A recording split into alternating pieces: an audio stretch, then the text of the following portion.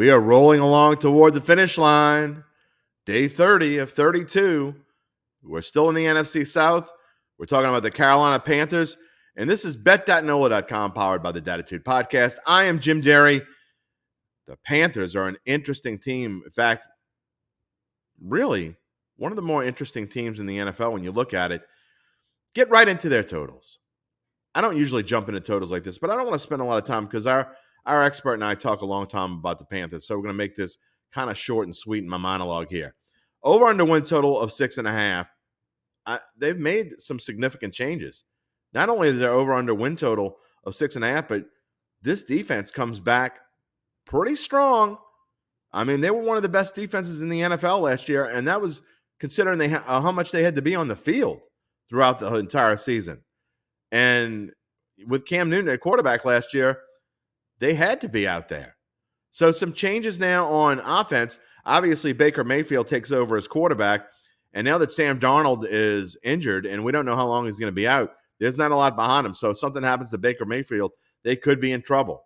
But you always worry about the weapons on this team because Christian McCaffrey, who has been the number one draft pick in fantasy football leagues throughout, is a phenomenal and dynamic player. Is he going to make it through the season without getting injured? What odds would you put on that? I mean, he's a great player when he's in there. But here's the thing. You look at their wide receiving core, and number one at DJ Moore, who really is a top-tier receiver. He goes unsung, and he really goes drafted lower than he should in fantasy drafts. DJ Moore is clearly a number one receiver in my mind and is a great target for Baker Mayfield. Number two, Robbie Anderson. Nothing special, but as a number two receiver, or maybe a 2/3, because also Terrace Marshall from LSU is also in that group to be a number one, number two type guy. The Carolina Panthers can do things on offense. If they can get their offensive rank up to, let's say, 18, 17, somewhere in that range with their defense, they're a lot like the Saints in the fact that I don't think they're getting the love that they should get. So let's look at the schedule and see if they can make some noise. And they have a little tougher schedule than a lot of these teams that are in the same position. And really, the whole NFC South has a tough schedule. But if you look at how it starts, they could get out to a decent start. If they can upset Cleveland, because they will be a slight dog against the Cleveland Browns. We know that the Deshaun Watson thing has been going on. How is that going to affect the Browns team? We don't know. At the New York Giants, they could be 2-0 when they're ready to host the New Orleans Saints. And Arizona is taking a step backwards this year. We talked about it. So 3-1-ish? Could they be 3-1 after week 4 before they hit the gauntlet of 49ers, Rams, Buccaneers? That is unquestionably the toughest part of their schedule. And then it opens up a little again. Falcons, two out of 3 weeks. The Broncos, to me, are overrated. They're not great. At Seattle, Pittsburgh, Detroit, they've got chances to win. These Carolina Panthers do. So let's put their numbers back on the board. And when you talk about 6.5 wins, I think there's value in this Carolina Panthers team. I think they could have a winning season. I know that sounds like a stretch, but with this offense being improved, now they're going to have to go without injury. If they have, I think, even one or certainly 2 significant injuries, especially if McCaffrey can't make it through the season again, they're not going to make it to a winning season. But I'm going to go out on a limb. This is one of the overs that I am going to take. I like the Panthers, and I really like that plus 1,100 division title. I think that's a value. And we're going to talk to our expert in a couple. Well, we're going to talk to him shortly. But when we get to the Saints, he's going to have an interesting proposition bet, maybe on something that kind of encapsulates betting the Panthers and the Saints to win the division title all at the same time. But again, plus 1,100, I like it. I might put a few bucks on it. And I certainly like the over 6.5 wins. This, to me, is a team that can make noise and surprise people. If you're looking for a surprise team in the NFC South, it's not the Saints because they're not a surprise. I don't think it's a big surprise if they win. It's these Carolina Panthers, and it's the one the Saints really need to be watching out for. Let's see what Adam Chernoff thinks. We are on day 29. No, I'm sorry, day 30. 30, we made it to 30. Yeah, man, I'm so far into this thing now, I'm losing track. 30 of 32, the Carolina Panthers. Here on bet.nola.com, powered by the Datitude Podcast. I'm Jim Derry, and our expert Adam Chernoff is here to tell me whether he thinks I'm right, whether I'm wrong, or whether I've flown the coop. And by this point, I don't know. My brain's kind of about ready to explode at him. Maybe I have flown the coop.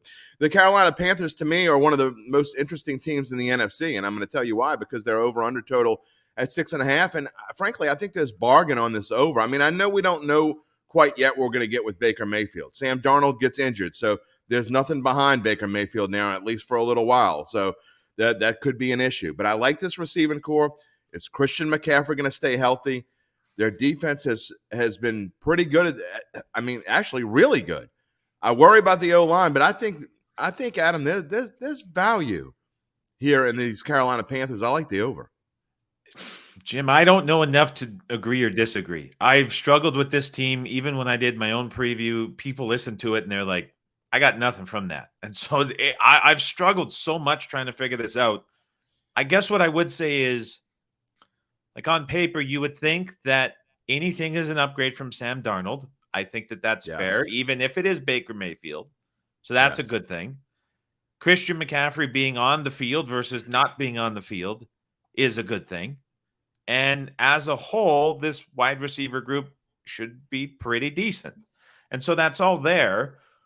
But then it comes down to the price, which, as you mentioned, is seemingly low, but it still is Matt Rule. It is a defense that, I will disagree with you, just wildly overperformed last year against a very easy schedule of opponents. And going into this year, I don't know. I wanted to be on the under. I never got to betting anything with the Panthers. When you're looking at this and you're confident in it, as much as I said those things were an upgrade, it's still a Matt Rule coach team. There is no more Joe Brady, and you are relying on Baker Mayfield to win you a couple of games in a very difficult schedule laid out for them. So I struggle here. This is a tough one. I'm not going to agree or disagree. I don't know what to make of this team right now. I thought that whole Matt Rule, Joe Brady thing last year was weird. And I know that Matt Rule it seemed like he wanted to bring his buddy in, and that was the way to do it. But you bring Joe Brady in, and then you just kind of leave him hanging. And I don't think the best quarterbacks coach on the planet could have helped Sam Darnold last year. No, and I would take Joe Brady over many offensive coordinators in the league that currently have a job. Sure. I mean, the guy is brilliant and set for it, and they somehow managed to botch that, which to me is just kind of this bad taste left on how I want to think about Matt Rule. When he came into the organization, day one, going around with the players, and we all remember that. That was like, okay, I want to buy into this. This is great. And I never saw what happened last year coming from how he handled things internally, and I just think that's a sort of dark cloud lingering over what this team is and where it's headed. Well, I'm definitely not a Matt Rule fan, and I think he's had his share of weirdness throughout his short 3-year tenure now. So we'll see what happens, but I do think there's value. And I actually would say that I might put a little small chunk, plus 1,100 to win a division. This is a weird division, and I think any of the top three have a chance, but we'll get to that later because tomorrow we're going to talk about the Tampa Bay Buccaneers. Let's do it.